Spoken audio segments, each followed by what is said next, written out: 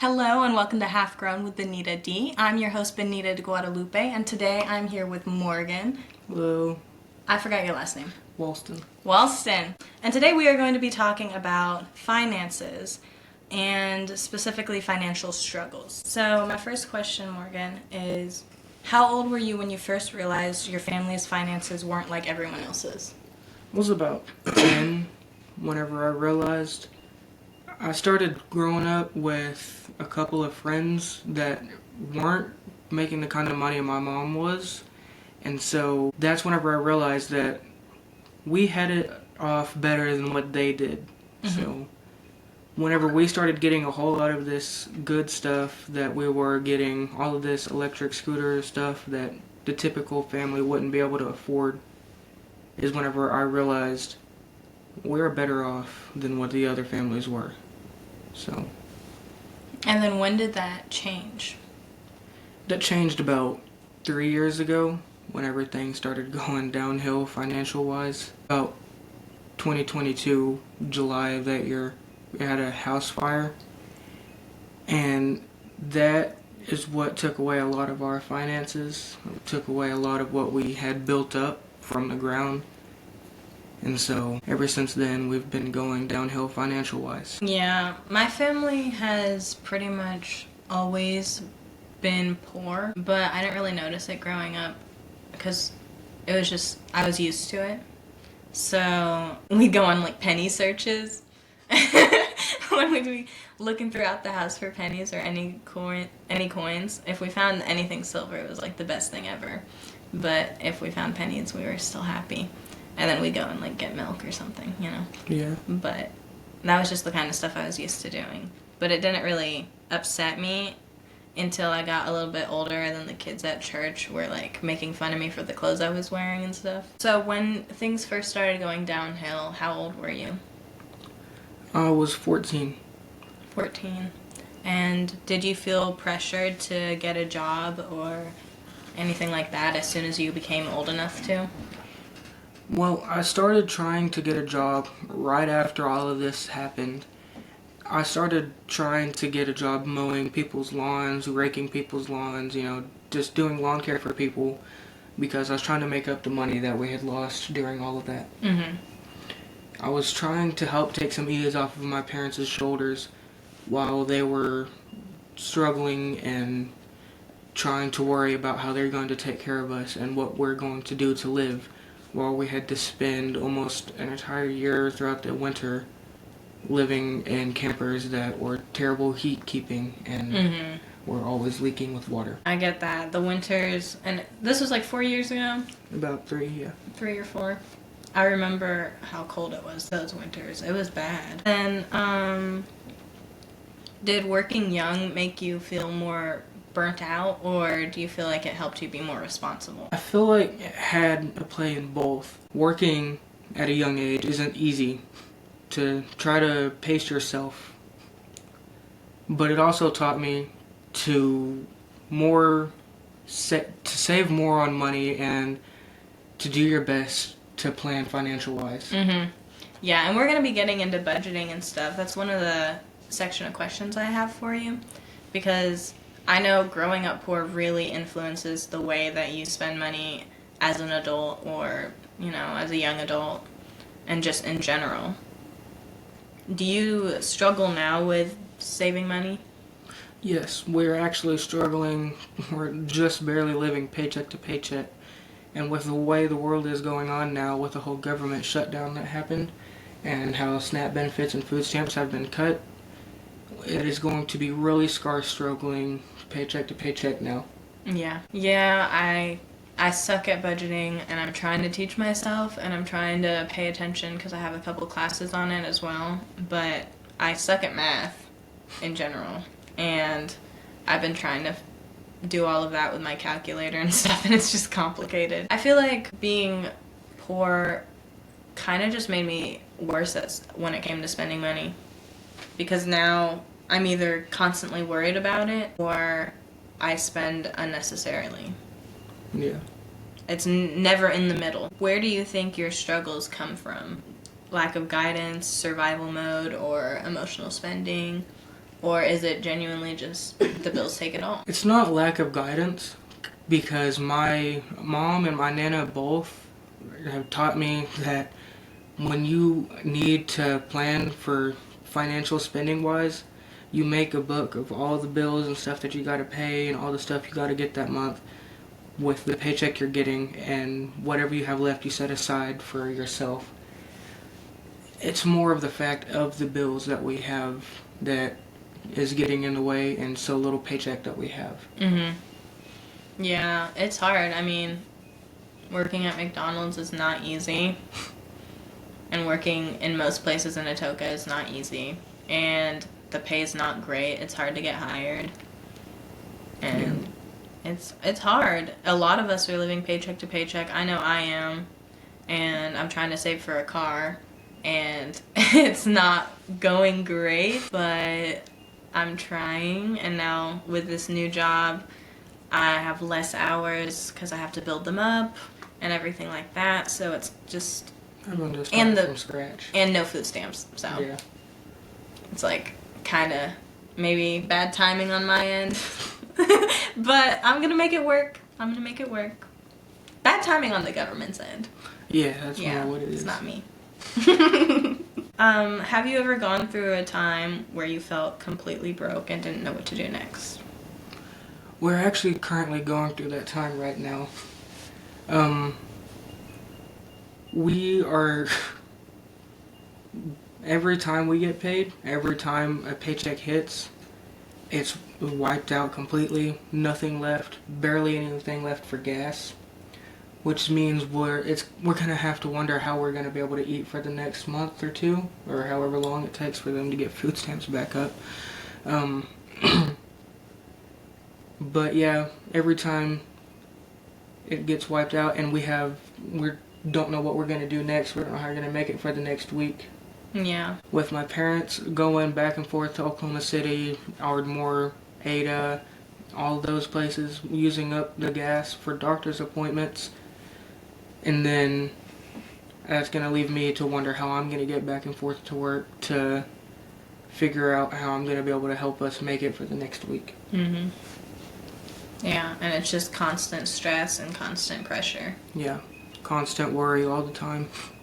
Back in January, that's where I was at when I was in Motel 8, and I would all of my paycheck went to just staying there. And then I had a little bit for food, and then that was it. And then I walked to work from Motel 8, which wasn't great either on my legs and everything. So it was just, and it was the middle of winter. Yeah. So it was just that's when I was at my brokest. That was when I was like, is this rock bottom? Where you didn't know what you were going to do next. Where you didn't know how you were going to get back up from there. Yeah. Because I really just did not want to have to move back in with my sister. And I ended up having to, and it was okay. I ended up working out, but things were just complicated with our relationship at the time, and I didn't know how that would work out. But, I mean, now we're closer than ever, so. Yeah, that's good. Do you have any specific financial goals now that help you kind of keep track of where you're going? Saving up to get another vehicle so that way I don't have to rely on my parents' vehicle only. That's what I'm saving up for, too. I'm saving up for a car. What kind of car do you want? What kind of car do I want? Not so much of a car, more of a truck. Oh, a truck? Yeah. Okay. Pretty much anything I'll take right now with 4 wheels or that'll run. Yeah. But the dream truck that I want is any kind of Dodge Ram, honestly. That'd be cool. I want a Beetle. Yeah, those are pretty good cars. Yeah, I think it would fit my vibe perfectly. Yeah. Our next topic, we're moving on to emotions and identity. So we're going to get a little bit more vulnerable. And my first question is, do you connect your self-worth to money or success? Do I connect my self-worth to those? I would say yeah. Because if I'm not able to help my parents get through the time that they're going through right now, it's constantly on my mind worrying about how I'm going to make it through working at McDonald's, if they're going to fire me or not, if they're going to try to suspend me or not, because I can't afford any of those. Because if I lose that job, then I lose the vehicle we're driving, and if I lose the vehicle we're driving, it leads up to my parents not being able to get back and forth at the doctor's appointments, and if I do that, or if that happens, I don't want to think about what happens if they can't get to their appointments. So really, it's not you putting pressure on yourself. The pressure's on you. Big majority of it, yeah. It's just on you. And that really sucks because you're not even 18 yet, right? No. Yeah, that's so sad. I'm so sorry, Morgan. But you're really tough. Like, you're really freaking strong. Because I see you at McDonald's. Well, not anymore because I moved. But I saw you at McDonald's working your butt off all the time and always making the best of every situation. Like, you still managed to make me laugh like every day I was there, even when I was mad or off my meds, which is worse than when I'm mad. Morgan, I regret getting as angry as I did at you the times I got mad at you. Well, we can't control about how bad our emotions get to us. And you just got to make the best of every situation. Look on the bright side of things. Yeah, honestly. How does being broke affect your mental health or confidence? Whenever I'm broke, I don't have any money to help get us through whatever we're trying to get through. It makes me feel like I am useless. It makes me feel like I can't do anything to help them get through whatever they're trying to get through. Yeah. And it makes me feel like that I'm just incapable of doing anything. Mm-hmm. I know when I was broke, I felt like I was a failure. I felt like I wasn't going to get back up. There was no way to make the money back, and I was just going to stay behind. And, I mean, making $10 an hour at the time, and I was living somewhere where I was supposed to be paying like $350 a month plus a lot of other stuff I was supposed to pay. And it was just, I couldn't, you know? And I thought I was just going to be broke forever. But then I got back up, and I got better, and then I got back down, and then I got worse, and then I got better and worse because money is constantly ebbing and flowing. Yeah. And as much as you try to plan, it's so hard to know. Especially with health issues and stuff. It's so hard to know. And what goes up must come down, and vice versa. Have you ever compared yourself to friends who seem more financially stable? Yeah. Whenever, like right after our house had burnt down and we moved somewhere to another location in Colgate, one of my best friends, Jake, he and his parents were doing great. He is an only child though, but he and his parents, he pretty much had a lot of what he wanted, but he also always found himself asking for more. That reminded me of what we used to be whenever my mom was making the money she used to. And we were always asking for, you know, can we get this and can we get that stuff that, you know, we can't now have. So whenever I was always over at their house, I was really thinking, we used to have this, but now you do. And I wonder what happened between now and then. Yeah. I get that. It's rough. And I find myself comparing to people with cars. Because I'm like, man, everybody has a car at this age. Or at least a driver's license. But there's no point in really comparing because you don't actually know fully what's going on. Because I know I had a friend that had a really big house, and I was like, oh my gosh, she must be doing great. She must be doing absolutely amazing. She had horses and all this other stuff. I was like, dang. And then I didn't talk to her for a little while just because, you know, just went different ways in life for a little while. And then I ended up seeing her later, and they had completely moved. They lost all their money and stuff, and like I didn't wish that on them. And it sucked to see it. So, you know, when I see other people that seem like they're doing better than me and stuff, I realize that I just want to be happy for them because I don't wish that they didn't have it. I don't wish I had it instead. You know, it'd be nice if we both had it. Yeah. Just share it. Yeah, we can share. How do you handle guilt and shame around money? Yeah, I've never really thought of that. I don't.